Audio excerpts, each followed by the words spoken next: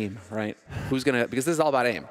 And maybe it's not Zonic this time. We got a guy who doesn't give a damn. Oh, there you go. Just gonna walk in. There we go. Twistzz, bring on the headset. Welcome. Bonjour. I didn't think I'd just walk in here like that. Hi there. That's cool. Perfect. Doesn't You're matter. welcome, man. How you feeling? Good save. Oh, it's feeling all right. All right. Yeah, I've been saving a lot. The lucky one. We're over here just like, man, sleep. That'd be amazing. Okay, I have a saving, question. not sleeping. I have a question before we dig deep into the game and Counter-Strike and all that. How much time a day do you spend doing your hair? It's like 5 minutes in the morning. 5 minutes? Yeah, it's fast. He comes from the It's just school of messy, sponge, dude. man. That's pretty good. This is like the school of sponge. You know, just do that. But how can it You're look good to so go. good all the time if you spend 5 minutes? Oh, my hair, yeah. Do you hear the envy in his voice right now? He cannot believe it. Like, only 5 minutes? exactly. Really? I spent like 30 minutes. Why is it only 5 minutes? It's the absolute struggle. Just like what we're, right now on the desk. Let's bring it back, boys. Let's get focused on something we know about. Talk about CS. Counter-Strike. Do we have any questions to kick things off here for one of the very best players in the world? Yeah, what kind of brand do you use for your gum? Oh, man. Brand? Come on. Yeah, just walk off, Just man. kidding, you know All what? right, all right. That's it. Let's be serious. Team Liquid, you guys had a wonderful time throughout the year, right? You had your ups, you had your downs. As of lately, it hasn't been up to the same level. And in particular, me and Maniac has been criticizing you a little bit for not playing up to the level that we expect from you. How has that been feeling for you as well? Do you think you're playing to the level that you can, or do you still have more in the tank, so to speak? I missed some opportunities there and there, but mainly like when rounds are coming to an end, I have all the nades, so I'm just supporting. Yeah. I feel like I've become one of the best support players in the world. So there we go. Has that been a switch of role within Liquid? Or? I think it just gradually happened over time, and it's okay. I went from entering to middle of the pack to just in the back.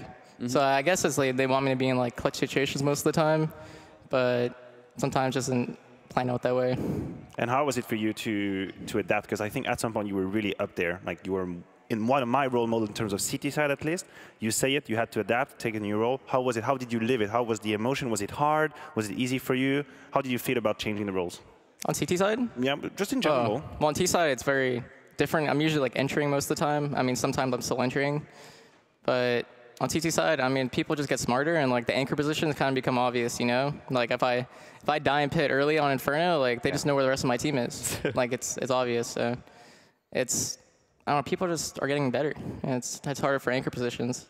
So would you credit that to the other teams, as you said, people are getting better, right? When you guys were the best team in the world, do you think that was more down to, obviously you guys were great, there's no doubt about that, but was that more down to some of the other teams not performing? Kinda. I mean, I don't really know. I think the game just evolved really fast. Whereas I feel over the break, everyone got super good, and things just balanced out. Sure. And now the competition in CS is so high. Do you do any, when you're talking about changing roles like this, there are certain players that are kind of known for saying, yes, I'll study demos of specific roles on teams to figure out tendencies, little tricks, take away from what he does. Did you do any of that as far as maybe, I don't know, studying Zipniks or something along those lines, right? Anchor players in the back line to get prepared for your role, or did it all just kind of flow naturally and you just went with what felt right? It kind of just flows naturally. I mean, I feel I've always been a big fan of learning naturally, and that's kind of how you create your own play style, right? You don't really copy someone, you just get your own, and if you're really good, it will gradually come. And I mean, I don't really know where I'm at in that phase, but I feel I'm getting to the point where, if I just start hitting my shots, I'll be able to win most clutches. Well, I mean, we've seen it. I was just watching some Super Stidham yesterday, how easy it is for Twistzz. Yeah, dude. And you had some clutch pistols yesterday as well.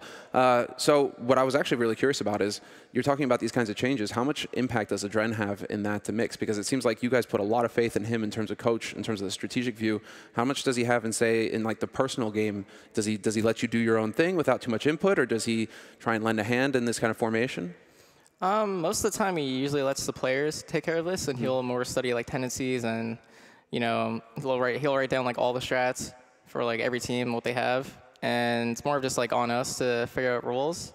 And it's not I've been dedicated. I've been given the support position. It just seems where every spot I play, I just end up with the utility, and that just makes me the support player at that point.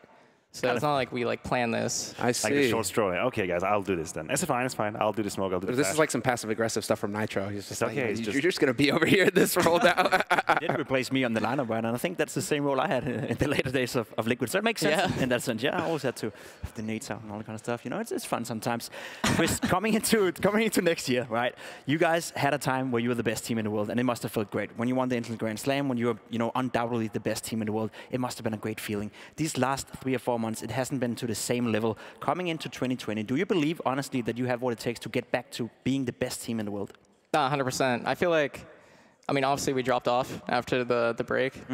And I think the 4 months that we've been spending trying to get back to the top, we've learned that, like, you know, we can't really just like automatically just go back to our former selves and try to find what we were doing there. And we can't just use the same things, you know. It's time to evolve, make greater things, and we can't just dwell on the past. And now it's time to like find like a new version of Team Liquid within the same lineup. So. And what would you say is the biggest difference between peak Liquid, Liquid that no one can beat, and Liquid that was a little bit in a slump? What is the one main difference for you, being in the team?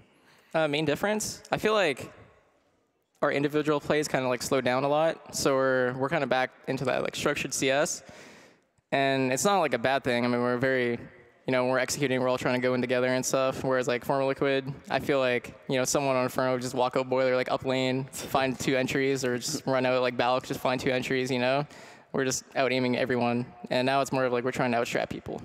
All right. But do you also keep a space when you're playing for that kind of action? Like, do you leave the opportunity for people to just pop off and maybe you have an idea and you just go in, you get the entry, and that, or is it really structured and every round has an idea behind?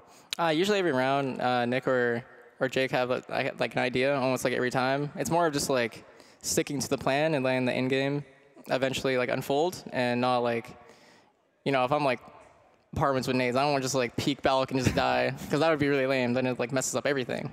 So I just, you know, everyone has to have like a passive player. Sometimes I feel like I'm just too passive and like I should take more duels individually. And yeah, I mean, I think our current play style is really good. I mean, we get close to Astralis every time. So obviously, like, we're doing something with our strats and they're working, so it's good. Yeah, because you guys are getting closer, right? It seems like the level between you guys when you were in a slump and to the Liquid that was the best team in the world, it's getting smaller and smaller, you know? You're getting there. It's getting really close. Really close? It's going to be a good final. So what about the final, yeah? Yeah, I think it's going to go... I'm expecting a long game. It's going to be a grind, especially for us. Yeah, it's going to be a grind. We already played one best of 3. We have to wait through show match and this blast standoff thing. Speaking of just the format today, in your experience, is it an advantage for you that you already played now and you're going to go up against Astralis? They've been chilling, maybe watching you, or do you think they have the advantage? How do you see the whole situation? I think it kind of evens out. Obviously, they've been waiting the entire day. So that can get into like your own heads that, you know, you've been like preparing maybe too long. Yeah. And then for us, it could just be, you know, with our BO3 might have been like exhausting, or like we get tired over like the next 2 hours. So we just got to stay focused, you know, joke around, have fun, make sure the vibes are good, and go into the best of 3, have good energy, and yeah. You have to be feeling better about that as well, because you got it done with NIP in 2 maps, which I said was going to be key as far as your performance against Astralis. Like, you guys needed to just get rid of it, and it's fast, not use too much energy, right, and just be able to focus on Astralis and focus up for that and stay there. So, I mean, it is looking very good, and I don't want to take up too much time, you know, keep you from your team for too long. So I'm going to say thank you very much for taking the time for having an interview with us, Twistzz. Really appreciate it, and best of luck tonight in the grand final. Thank you. Great. Guys, we're going to be taking a quick break, and when we come back, we'll be getting into the standoff.